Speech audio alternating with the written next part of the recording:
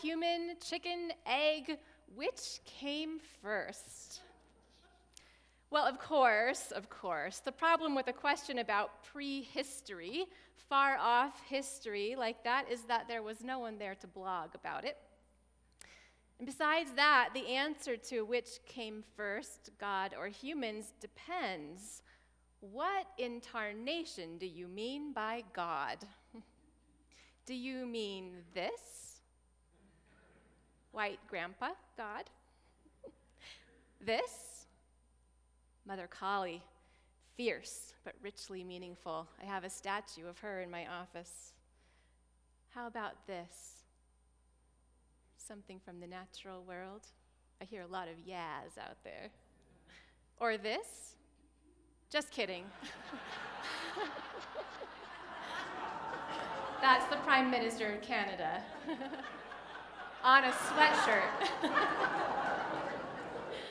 with Canada geese riding a moose. You get my point. We can't answer the question unless we know what we mean by God, but that's something that's never been static. It has changed and changed over the generations. We don't even know exactly when humans began thinking about something one might call God. Maybe it was before we were even humans. There is evidence that our pre-human ancestors, the Neanderthals, held religious rituals. We know that mythology, storytelling to make spiritual meaning of life, dates way, way back also. Could Neanderthals have created myths? Some archaeologists and religious historians think so. Archaeologists have discovered bear skulls ritualistically stacked into pyramids near altars with the charred remains of animals, presumed to be animal sacrifices, in high mountain caves dating back to Neanderthal times. There are also burial sites where Neanderthal remains are together with precisely arranged tools, weapons, and other objects, not as though the person or Neanderthal fell dead with them in hand, but as though others who cared about him or her thoughtfully arranged them during a burial ceremony. It seems to suggest belief in an afterlife. The remains of these ancient, apparently religious objects and graves date back 200,000 years. And interestingly, these sites pretty much coincide with signs that Neanderthals were beginning to use complex tools and make pottery, which is to say, they were beginning to act like humans. When they began to act like humans, they began also to behave religiously. Animals did not devise religious rituals and create myths. Brain researchers link this to a peculiarly human brain function. While other animals respond to danger only as it happens or through conditioned responses to particular contexts, humans are able to consider the phenomenon of danger. A rabbit in the woods will be completely at ease until it hears a rustling in the distance. And even then, it won't dart off unless the rustling continues or there's some further evidence of danger. But a human sitting at the kitchen table within the safety of a house can stress out right there about the idea that life is uncertain and that we will all eventually die. Ironically, the human who falls into despair over these things does, in fact, risk living a shorter life as a result of unhappiness and stress. So it's important that we find a way to cope with it, some kind of spiritual framework. This is why the religious scholar Karen Armstrong says it is far more important for a particular idea of God to work than for it to be logically and scientifically sound. Far more important for a particular idea of God to work than for it to be logically and scientifically sound, she says. Of course, that doesn't mean that spiritual frameworks have to contradict logic and science, and for some of us, that makes them not work. Armstrong is just pointing out that function is more important than form when it comes to our reasons for being religious creatures. Because we have consciousness, we are hardwired also to need a way to cope. It is imperative, because we are conscious, that we experience some sense of meaning. But does that then mean that meaning is just made up? That it's a random byproduct of consciousness? Well, that is another way of asking which came first, chicken or egg. I'm going to come back to it. But first, let's reflect for a few minutes on what happened after those Neanderthal ceremonies, because it provides a richer context for contemplating the question. I'm going to draw a lot today from Karen Armstrong's promisingly titled book, A History of God. If you like, you can find specific citations in the text version of this sermon that will be posted online later this week. Two of the oldest sacred texts we know of are the Enuma Elish from Babylonia, which is in present-day Iraq, and the Rig Veda from the Indus Valley, which is now India. The Enuma Elish dates back to at least 1100 BCE and possibly as early as the 18th century BCE, nearly 4,000 years ago. It begins, as many mythologies do, with creation of the gods themselves. They come not from nothingness, but from formlessness, boundarylessness. The elements from which they emerge are like a swamp, chaotic and messy. Sweet and bitter were mingled together, the Enuma Elish says, and the gods were nameless, natureless, futureless. From the chaos emerge first Apsu and Tiamat, whose names mean something like abyss or void, and Mumu, the womb of chaos. Armstrong says that, as their names suggest, these first gods were too undefined and they needed improvement, so from them came a succession of other, increasingly concrete gods. There emerged gods of sky, sea, the heavens, earth, and sun, and eventually one of them creates humans by mixing divine blood with dust. So humans, according to the Enuma Elish, contain something of the divine. This would have helped listeners of the ancient story understand how it is that people seem to have spirits that can contemplate the matter we are made of. Meanwhile, in the Indus Valley in the 17th century BCE, people known as Aryans had just moved in. Today, the word Aryan makes us think of white supremacists and prison gangs, but the original Aryans were from what is now Iran. Aryan is a word that means noble. The way it's used today is kind of like calling a bald guy curly, or a sewer rat kitten. Back then, it was a different group. The ancient Aryans moved from the land we call Iran into the land we call India, the Indus Valley, and they brought with them the religious teachings that are found in the Rig Veda, one of the oldest known scriptures on the planet. That scripture, like the Enuma Elish, contains a multitude of gods, but it also includes an explicit acknowledgement that no one can know for sure the origin of the universe. Only he who is the overseer in highest heaven knows, or perhaps he does not know, the text exclaims. Eventually, the indigenous religion that the Aryans had suppressed started to gain traction again, bringing with it the idea of karma and the practice of yoga that are still a big part of India and Hinduism today. People also began to think that all these specific gods might really be representations of one higher reality. The Aryans, like the Babylonians who created the Enuma Elish, had never intended for their myths to be taken literally. They were always understood as imaginative ways to make sense of life. Now the people were going to turn their attention inward to see if they could discover that higher truth. A multiplicity of gods would remain as deities. Mother Kali, who you saw in the slide, is one of them. But they are like signposts pointing people toward a higher reality. They are not themselves the highest truth, according to the teachings. Buddhism, which arose out of Hinduism, also took this perspective. Worshipping deities is not prohibited, but the path to enlightenment lies within. The time of the Buddha marks the beginning of the axial age, when Confucius, Buddha, Lao Tzu, Zarathustra, Plato, Socrates, and the prophets of the Hebrew Bible all hit the world stage within 600 years of each other, changing history around the globe. 600 years sounds like a long time, but in the history of the world, it's an almost imperceptibly tiny blip on the timeline.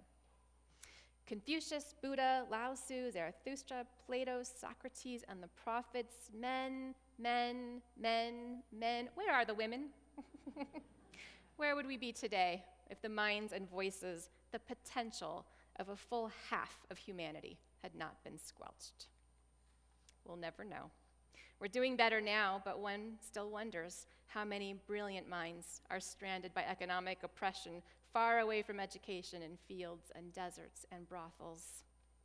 Let's keep insisting that all people have inherent worth and dignity. The Greeks, who made their mark in the axial age, had a tradition of myths and stories involving many gods, like the Hindus and the Buddhists, and they also moved toward a philosophy of cultivating wisdom or knowledge within. Socrates, Plato, and Aristotle were familiar with the ancient Greek myths, and they even wrote responses to Homer's Iliad and Odyssey, stories of those many gods, which were written many centuries before their time. Poetry speaks of what is universal, history of what is particular, Aristotle said. Socrates taught Plato, who taught Aristotle, who arrived at the view of God that we can still see playing out today.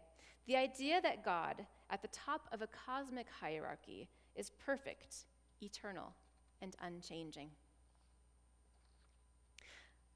Likewise, the Hebrew scriptures start out by speaking of God in the plural, as in we gods. That's how God speaks in the story of creation. God says, "Let us create these things." Later in the scriptures, God speaks in the first person but continues to refer to other gods, saying, for example, that the Israelites should not worship them. By the time you get to the Christian scriptures, there is a monotheistic theology. Only one God exists in that story. While Christianity was taking root and beginning to flourish, the Arab world was about to undergo a religious revolution of its own. Like other ancient peoples, Arabs, up until that time, also worshipped many gods, with one supreme God above them all, Allah, which means simply the God. Muhammad, who lived in the busy city of Mecca, a hub of trade and commerce, had met Jews and Christians, and he believed that their God was the same one as Allah. When he began to have terrifying mystical experiences in which an overwhelming messenger of God would seize him and not let go until Muhammad had received the intended message, he was so upset he flung himself onto his wife Khadijah's lap. Was he going crazy? He asked her. Was he turning into one of those disreputable spiritualists whom, as Karen Armstrong tells it, people consulted whenever their camels went missing? Khadijah reassured him and suggested that they visit her cousin, who was a Christian and well-versed in those scriptures. The cousin confirmed Muhammad's vision without hesitation. Muhammad had received a message, the first in Arabic, from the God of the Christians and Jews, he said. Then, within one generation, this new Arabic monotheism took hold. And you can see a trend emerging in the history of God now, a movement from polytheism to either monotheism or some kind of ultimate oneness. But it did not come easily or without a cost. Early Christians and early Muslims, too, were actually called atheists by their pagan neighbors for having an overly limited, seemingly blasphemous idea of God as a single entity.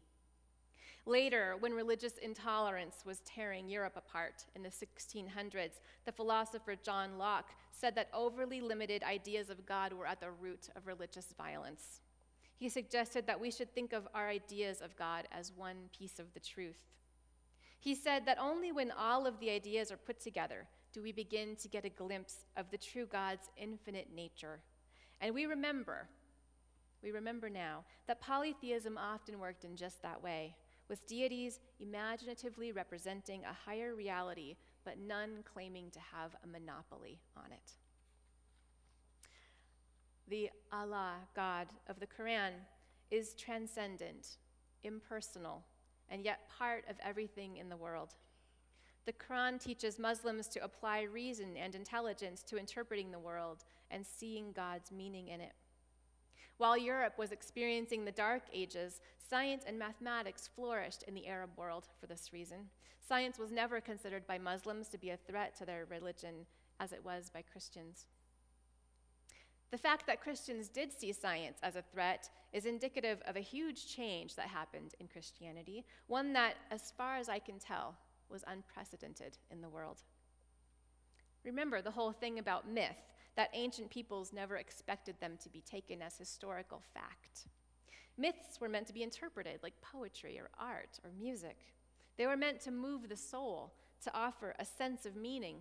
Myths were told and retold in different ways according to the context, and cultures borrowed from one another's themes.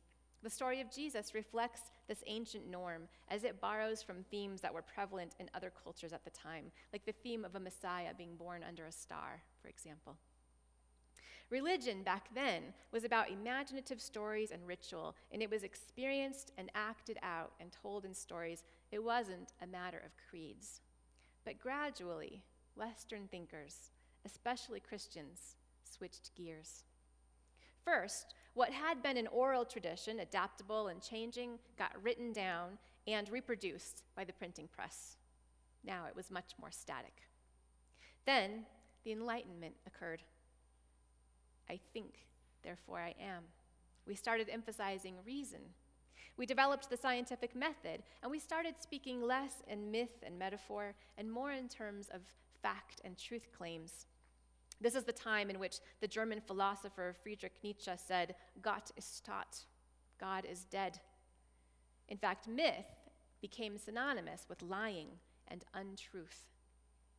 Theologians, clergy, philosophers, and scientists who did not want to lose their religion bought into the notion that reason and scientific truth were superior to myth and tradition, and so they began to insist that the scriptures were factual, actual historical truths.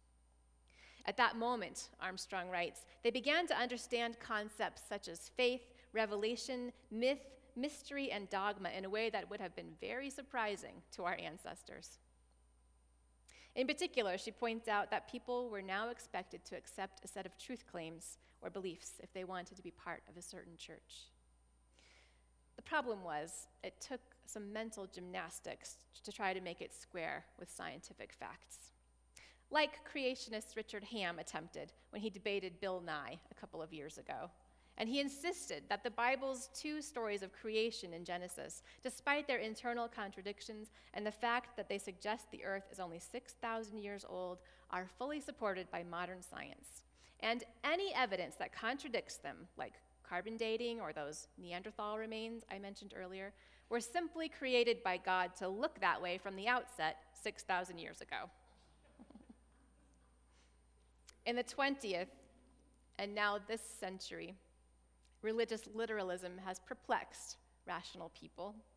And since myth continued to be poo-pooed, too, it was assumed that religion would eventually go away, and with it, the concept of God. And yet, that hasn't happened. Why? Andrew Newberg wondered the same thing. He's the author of a book called Why God Won't Go Away. Newberg is a physician in the radiology department and a lecturer in the religion department at University of Pennsylvania. What an interesting combination. He and his colleague, Eugene DeKilly, did an experiment. They invited experienced monks and nuns to meditate or practice contemplative prayer in their lab. The subjects were alone in a room, but they held a string in one hand that went under the door into another room where Newberg and DeKilly were holding the other end of it. When the subject reached what Newberg calls the climax of their meditative state, they were to pull the string. At that moment, Newberg and DeKilly would start an IV flow of radioactive material into the subject's arm, where it would travel to the brain and linger long enough for the subject to be whisked into a radiographic imaging machine for a little snapshot. That would show which areas of the brain were most active at the moment the IV flow began. In other words, it would show researchers what was happening in the brain during that meditative, quote-unquote, climax, which strikes me as such an odd choice of words. I can barely say it without laughing. Here's what they learned. There's a part of the brain that perceives the body's location in space and its separateness from other objects, called the posterior superior parietal lobe. In normal circumstances, it's lit up. Our brains are always having to do the work of telling us where we are in regard to, say, a table or a rock or a wall, and telling us that we are not part of the table, rock, or wall. But during intense meditative states, that part of the brain goes quiet, allowing us to feel one with everything. Newberg and Achille call this evidence of a neurological process that has evolved to allow us humans to transcend material existence and connect with a deeper, more spiritual part of ourselves, perceived as an absolute, universal reality that connects us to all that is. The experience of oneness with all things is a very ancient one and transcends religious traditions. Not only Hindus and Buddhists, but also mystics from Judaism, Christianity, and Islam all speak of union with the divine, of being caught up in a unifying love, something greater than ourselves. The comparative religions scholar Rudolf Otto called it the sense of the numinous and said it is what precedes any religion. The Rabbi Lawrence Kushner also notes this similarity across traditions and says, whatever it is that makes religion religion, mysticism has more of it. Which is truer, our brain's perception of separateness or of oneness? Is one truer? I am a subject who can act on an object, suggesting that we are two different things. Yet the more we look inside ourselves and the world, the more we see into atoms and learn what's happening within everything around us, the more it does start to look like existence is a dance of space and energy. That things may not be quite as separate or different from each other as the posterior superior parietal lobe suggests, or at least not in the way it suggests. The notion that everything is part of a unified whole is very much related to what some people, like mystics, mean when they speak of God. When the ancients spoke of formlessness birthing form, and this was the reality behind the later procession of colorful God characters, was that not an eerily fitting way to describe what we now think really happens? So which came first? Have you figured it out? I suppose the real question is, does a story exist before there is someone to tell it? Because whatever we humans are, we are storytellers. We are that part of everything that tries to figure out what it all means. The universe wanting to make sense of itself. I have answered a question with a question. Therefore, I will close for now with the wisdom of one of the mystics, Rainer Maria Rilke, who said, "Be patient toward all that is unsolved in your heart and try to love the questions themselves, like locked rooms and like books that are now written in a very foreign tongue. Do not now seek the answers which cannot be given to you because you would not be able to live them. And the point is to live everything. Live the questions now. Perhaps you will then gradually, without noticing it, live along some distant day into the answer." Please rise as you are able for our closing hymn, number 10, Immortal Love.